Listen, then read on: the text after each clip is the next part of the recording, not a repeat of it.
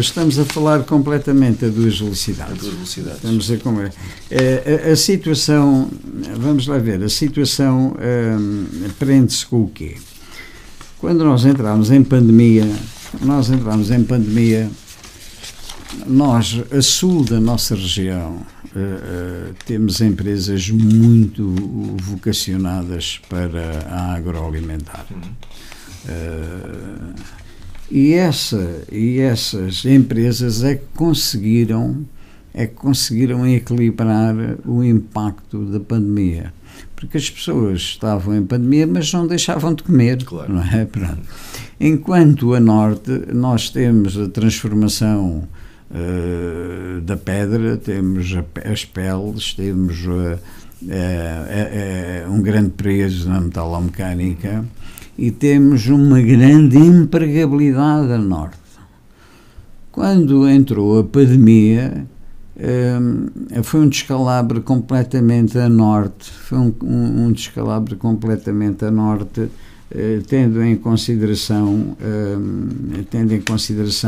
a dimensão das empresas e o setor onde estavam a funcionar. Ou seja, empresas que estavam a funcionar no setor automóvel, o setor automóvel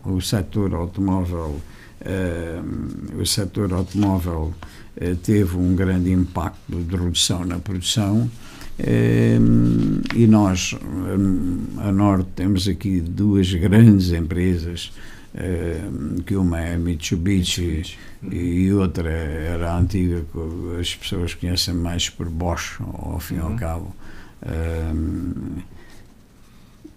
que empregam muita gente e faturam muitos milhões de euros. Quando a pandemia se instalou, a redução em termos de produção foi enorme e em termos de PIB e em termos de exportação houve um desequilíbrio brutal entre o norte e o sul.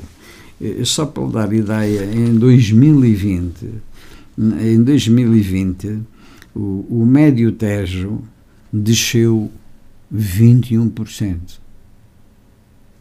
Mas, em contrapartida, a Lesíria aumentou 8,3%. Ou seja, este equilíbrio todo, nós temos na nossa região, temos uma grande riqueza, e eu não sou muito apologista de nós criarmos grandes zonas onde as populações estejam dependentes só de um determinado setor, porque quando esse determinado setor entrar em colapso, é uma razia enorme na sociedade. Por exemplo, o turismo, se calhar. Exatamente. E aquilo que nós entendemos correto é aquilo que existe, ou seja, a diversidade de setores dentro da nossa região é uma riqueza incomensurável. Porquê? Porque tendo em conta a diversidade da construção civil, da metalomecânica, da agroalimentar, da logística, quando há uma pandemia, tudo efetivamente é prejudicado. Neste caso, a agroalimentar não foi, porque as pessoas estavam em casa e até comiam mais, possivelmente por estarem em casa. Agora os outros setores foram todos afetados com esta situação. Na situação que nós temos a passar neste momento, tendo em consideração os custos energéticos, isto é transversal a todos os setores. Nem os setores alimentares neste momento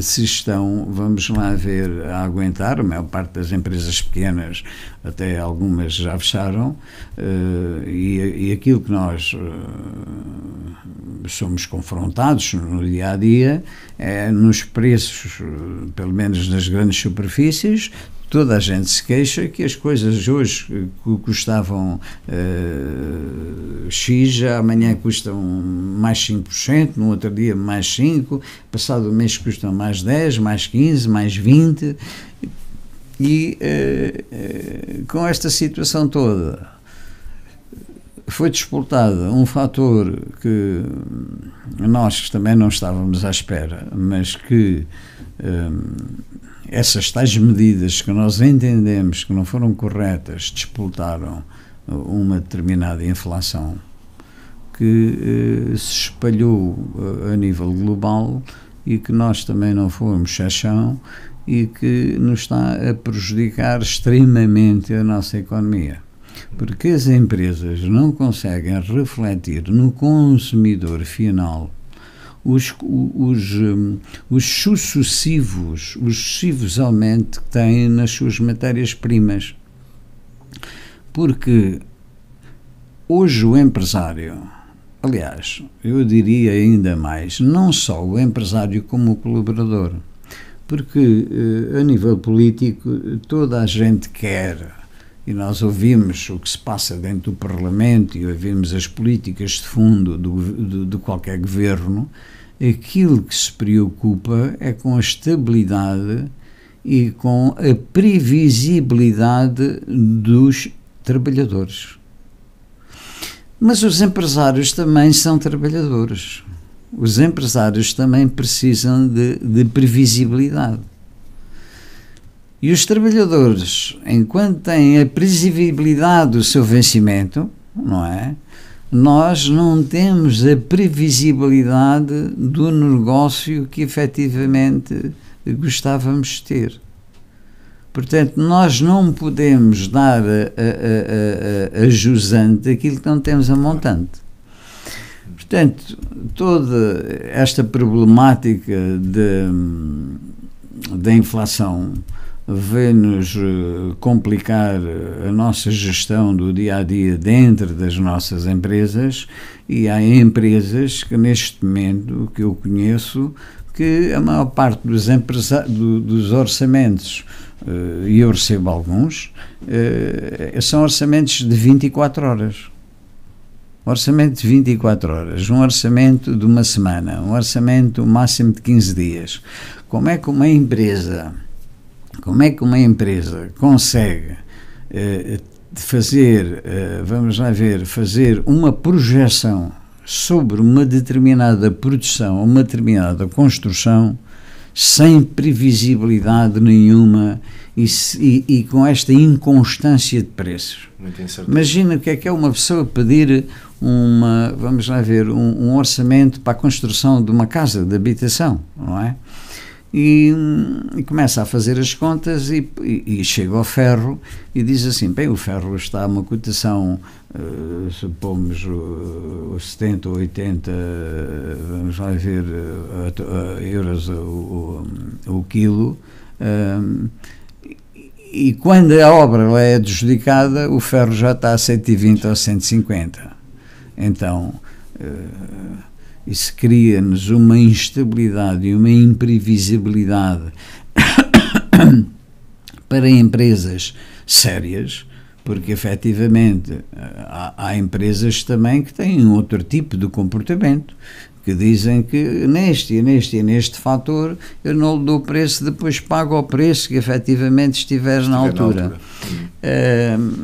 Essa é uma abordagem, vamos lá ver, que as empresas afastam o risco, mas é extremamente difícil de produzir para um cliente que não sabe o que é que vai pagar no final na sua produção.